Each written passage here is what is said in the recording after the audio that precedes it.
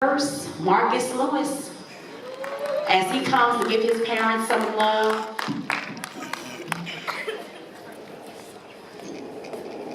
Okay, as everybody knows, I was the problem child and I probably still am. So, I guess really don't take anything I say seriously, but take it seriously. Come here, Madison. So here comes Problem Child Junior. As a kid growing up,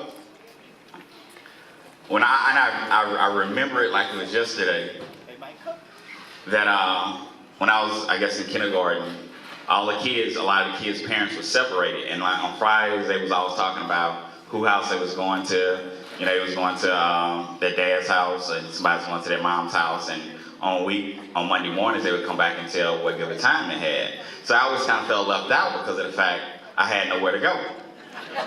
But I literally, and y'all think I'm playing when I say this, I literally used to sit down and think about who would I rather stay with during the week. Now, mind you, I'm 6 or 7 years old.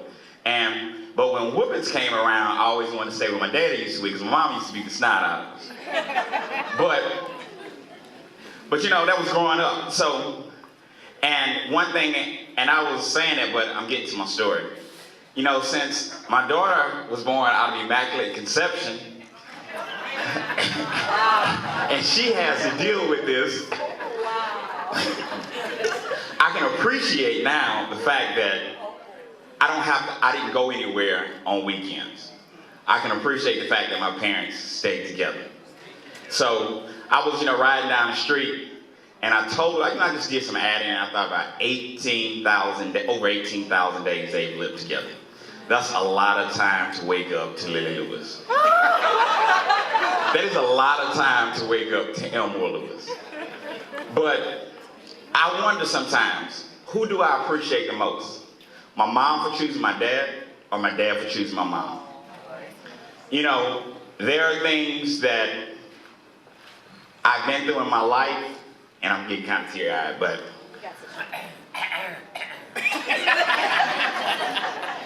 I wouldn't have made it without the guidance of my father. And sometimes it wasn't even his guidance, it was the life he lived. Wow. I would not have been able to endure some of the things I've endured. One of the biggest things I tell everybody I appreciate my mom for is this. When I was coming up as a kid, she demanded that we respect my dad. We didn't eat till he ate.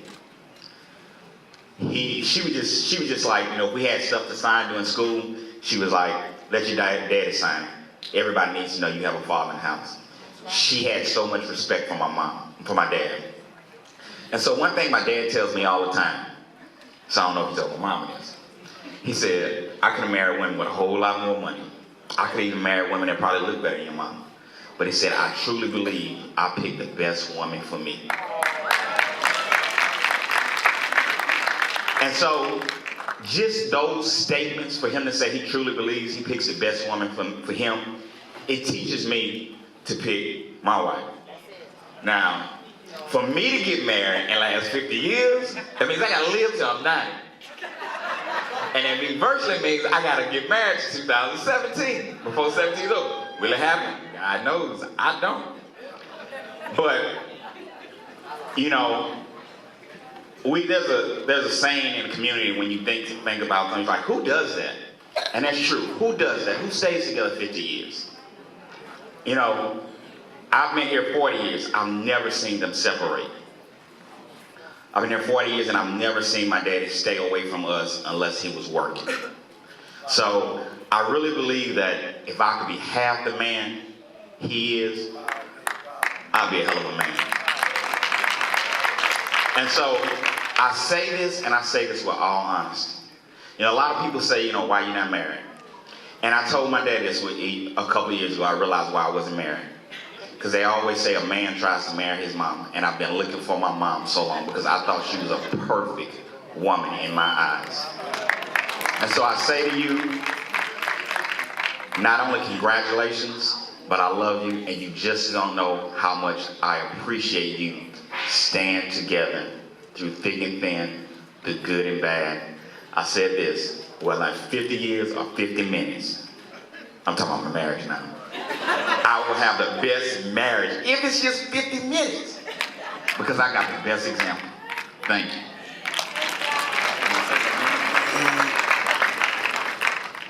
Top daddy.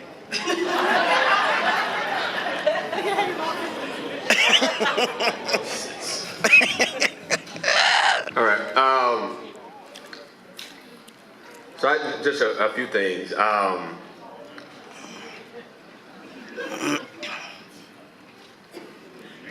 All right. So there are two things about my parents and like them as individuals that I always remember. So I remember when I was in high school, and this was before my dad nearly burned the house down. And my mom had a dining room, an office where we had the computer at. And so one night I was working, like doing some homework, and my dad came in. I don't remember if he worked that day or what, but he came in and he was like, "Son, when are you gonna get this football up? Because you know you're not going nowhere with it." And that dude made me so mad. He made me so mad. But like I always appreciate that, and like that's something I never forgot. Because one thing that he ensured in all of us, that we understood how important education was. And so like from that, you know, my dad made a deal with me that if I got a scholarship to college, like he would buy me a car. And I know more and Marcus got all such stories about that car. But my dad, you know, he made the deal if I got a scholarship to college, he would buy me a car. And so, like, he always instilled in us the importance of getting an education and the importance of working hard. And so, one of the things that I always remember about my mama, and like some people a lot of people don't know this, I think I was like in the 3rd or 4th grade, and I got the pink eye. And I literally, like, I was blind. I could not see. I got up and I was like yelling and screaming, like I just could not see. And my mama just called me into the room and she laid hands on me and prayed for me. And then my eyes, you know, it came back. And so I knew then that prayer was real and that my mama was a praying woman. And so like those are things that I appreciate about my parents and things that they have instilled in us. The importance of prayer, the importance of putting priorities in your life.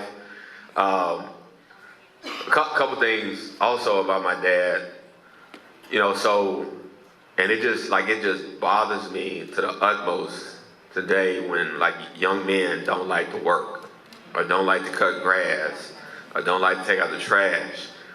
And so like my dad taught us how to change oil in our car, how to change our tires. Like I remember Marcus got a beating one day when my daddy was teaching us how to change a tire. Marcus did something or said something crazy. And my daddy went from changing the tire to whooping his behind just like that fast. And got right back to changing the tire. But then when the quick Jiffy Lube stuff came around and I moved out the house, now I see him taking his car to the Jiffy Lube all the time. But he instilled in us the ability to be able to take care of ourselves, to be able to do work, and not to be afraid of work. And then, you know, the other thing, and probably the most important thing I remember I've always admired about my dad, because people are going to try to act like this has been 50 years of pure wedding bliss, but we lived in the house with them. And so it ain't always been perfect. But the one thing that I know about my dad is that he's never, ever put his hands on my mother. Like, has never put his hands on my mother. And he specifically has told us that. And so, like, that's something that I try very, very hard to instill in young men and instill in my son, is that you never put your hand on a female. And so, like, these two people are my heroes. I love them. Like, there's nothing that they wouldn't do for us. And probably the biggest thing that I respect about them is, in addition to the 3 that have come from their loins, the other children they have raised, and I'm talking about, you know, nieces and nephews, that baby sisters of my dad, baby sisters of my mom, that have lived in our house as we were growing up. And I think that's something that, like us as children, have taken on by continuing to help other people. And so, like I think ever since I was at least 6 years old, I can always remember other people being in our house and them raising other people. And so I just want them to know that I love them and I appreciate the example that they've set for us. And I have to say this because, you know, everybody starts somewhere. So many people, I'm looking at so many people whose parents were instrumental in preparing them to make this journey. Those people are not here. Mr. and Mrs. Sanford, their daughters here, so many others I see who's the people that we grew up under at Pilgrim Rest. They've gone on to be with the Lord, but I see some of their children here, and I'm so thankful for them as well. These are people who poured into my parents. And that's what I'm so grateful for. You know, growing up, I don't ever recall a time that we were not in church. You know, with our parents, even if sometimes my dad had to work on Sundays, we were going to church, we were going to Sunday school. If we stayed with our maternal grandparents, we were going to church or going to Sunday school. And if we stayed with our paternal grandfather, we were going to somebody's church or Sunday school somewhere. And that's the most important thing for a marriage, to have God as the head of your marriage. And I recall after my uncle that I was very close to had passed unexpectedly, my dad made a very pivotal decision that because a lot of times we didn't always get to go on a consistent basis, but he said, you know, I want these boys to start going to Sunday school, and not just go, but to be active in Sunday school. And that was the beginning of our spiritual training. You know, and it didn't stop there. We saw our dad reading the Bible at home because he did work at that time the 8-hour shifts, some in the morning, some in the evening, and overnight. But when he was at home on his free time, his nose was in the Bible, learning how to be a husband, learning how to be a father. And the same with my mother. The only difference is she would make us read with her. And when I wanted to watch TV, I'd do something else. But she would always insist that we have that study time with her in order to grow spiritually. And all throughout my life, and throughout my brother's lives, that's been the only example we've seen. And some of my best memories was when I got older. My father shared with me.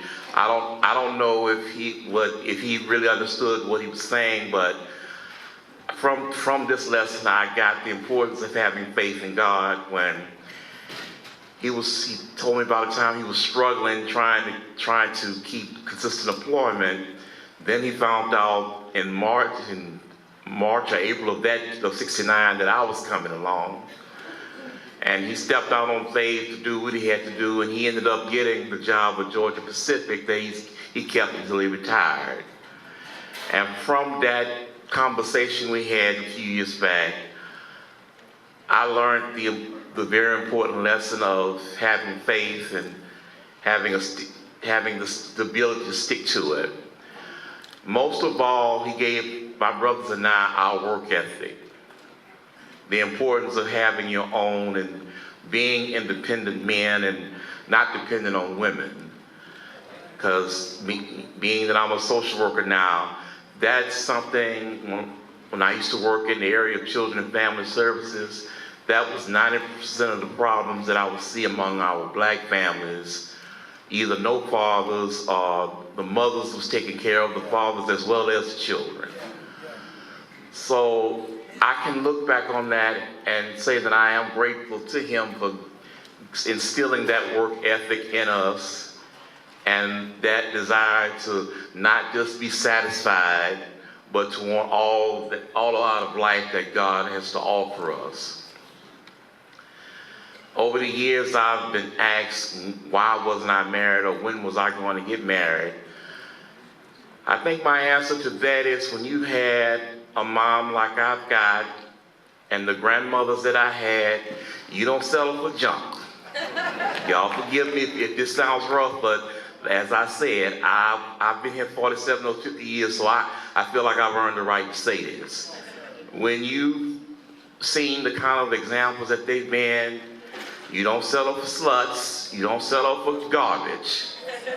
And I think people say things about me, but hey, I will wait until I can get what I consider to be on the top level.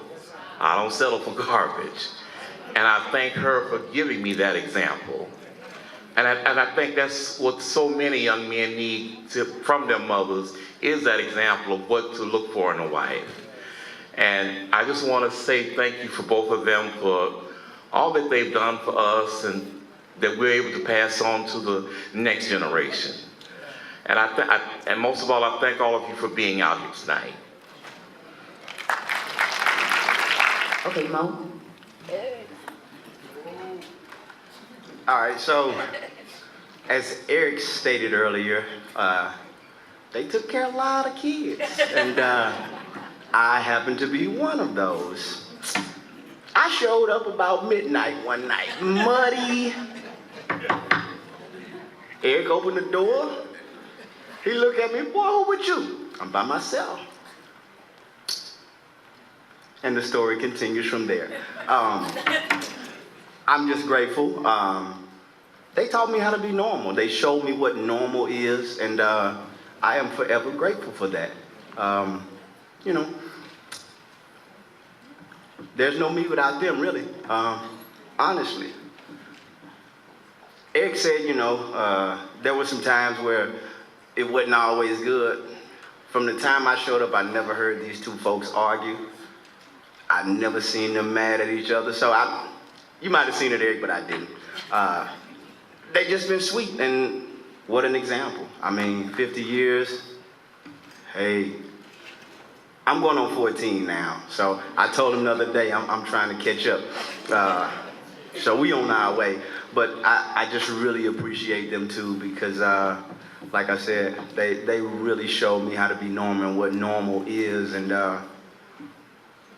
thank you all. Monique.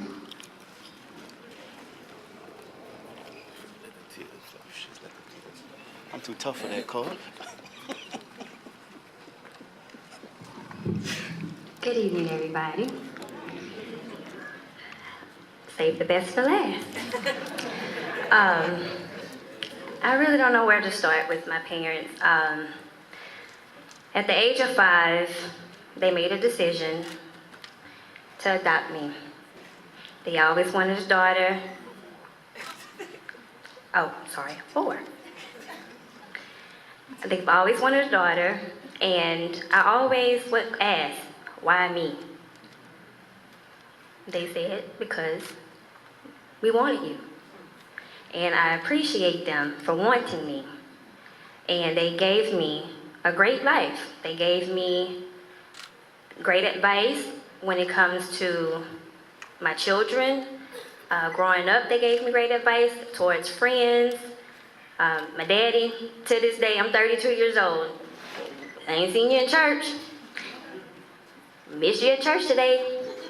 And my mom, I can say so much about my mom growing up. She was the disciplinary. My dad was more of the softy. I would always go to my daddy. When mama fussed at me, I'd go to daddy. And with mom, I appreciate all that. I appreciate it to this day for instilling in me being a respectable young lady and to be a mother that I am today. It's not easy, but I appreciate all the advice, and anybody that I tell about my parents, I always say specifically, my daddy is my baby. That's hands down, that's my baby. But I do love you all, and I do appreciate everything that you all have done for me at 32 years old, and continue to do for me and the kids. I'm not as funny and corny as my brothers, but I'll just make it short and sweet. So thank you all for being here. Eric Lewis wants to say something else, so we'll let him come in his own way. All the time. So I have a couple things. So first, Mo was stunting on that story. Because I tell the story all the time. That boy ran from Silverleaf, Hanks Drive, in the middle of the night, all the way to 6238 St. Pius. In the 6th grade. I tell this story all the time to kids. From Hanks Drive all the way to 6238 St. Pius in the middle of the night on a Saturday night, right? And I came in the door, he came inside, and I was like, uh-oh. And my parents woke up. They had a new child that next morning. And like literally, they didn't send him back. And my parents, I don't even, he kept going to school, they just wasn't no, and that's the type of people they are. It wasn't come get your child. As far as I know, when nobody asking for no child support, we just kept rocking and rolling. And we got a cousin that went on to be with the Lord. He lived with us for about a year. He was supposed to stay with us. He'd cry every week to go back home with his mama. Then he'd cry to come back and stay with us. And so they literally raised him for about a year. He went to school with his mama's address, but literally stayed at our house and went to a school in another school district. So I just want to make sure everybody understood, Mo was stunting on that story. All right? So my next thing, Marcus wants to show hands of who gave the best speech.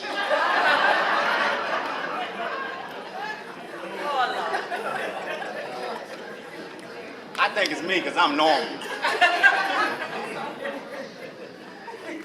And then finally, so we have a proclamation from Councilwoman Erica Green, and I'm just going to read this real quick. So it says, whereas on February 11, 1967, Elmore and Lily Lewis became one. Whereas Mr. Lewis is originally from the great metropolis of Ethel, Louisiana.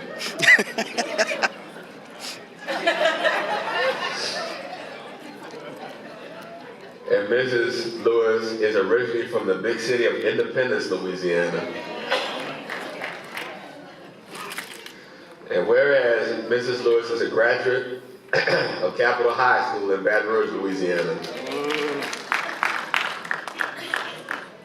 I'm going to add this part because they left it out. And as Mr. and Mrs. Lewis Day in the state of Louisiana, and urge all of our citizens to recognize the same.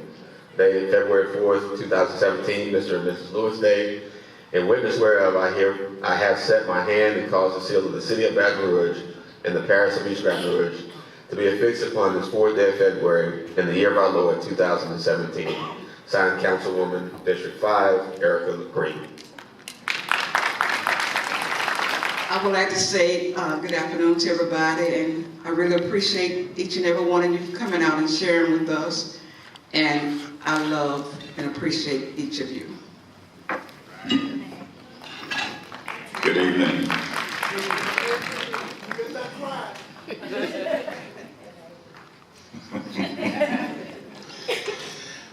I just thank you guys so much for turning out. We appreciate everything that you did. We just appreciate your presence. We appreciate the opportunity to be in your company. And we want you to know that we love you and we thank God for you and we pray God's blessings upon you. But I want to share something with you about my sons. And they didn't tell the whole story. I know I got started, and yeah, I'm proud to be from Ethel. Let me let y'all know that right now. I'm proud to be a country boy. But anyway, what I've always done before they come out with all this technology, I always worked on auto with my own car. And so they would, boy, when they'd see me getting a jack and tools, they'd hit out the back door. And so I told them, son, you're gonna need this, but they didn't want to do it. So, and Eric mentioned about him getting a scholarship. And so the agreement was, if he got an academic scholarship, I would buy him a new car, and I made that commitment to all of my kids. So Eric got this car, and he just drove it. And he just drove it. And he just drove it. He forgot that he had to check things on it. And so his brakes was going out on him. And so Marcus told me, he said, Daddy, Eric was riding down the street backward. Because when he go forward, they would just rub, you know. And so I came home and I looked at it. And he said, well, Daddy, you gonna help me? I said, no. Well, how am I gonna get it fixed? I said, go to AutoZone and get you a book on that car. And it'll tell you how to change your brakes. So he did. I came home the next day, boy, he was huffing and puffing. And I just stood there and watched him. And he did it, he got it done, except he didn't know how to bleed the brakes. I showed him how to do that. So then he got ready to go on a co-op job to South Carolina. And so we were checking the car out. Boy, and I looked up and I said, son, where you going? I'm going to Aiken, South Carolina. I said, on them tires? I said, boy, you got to put some tires on this car. The tires was baller than my head. And so, but the thing was, I wanted my sons to be men. And because my daddy raised me like that, because my daddy was running, his house was an iron hand. But my point is, I didn't want my boys to grow up being dependent on somebody else to do things for them.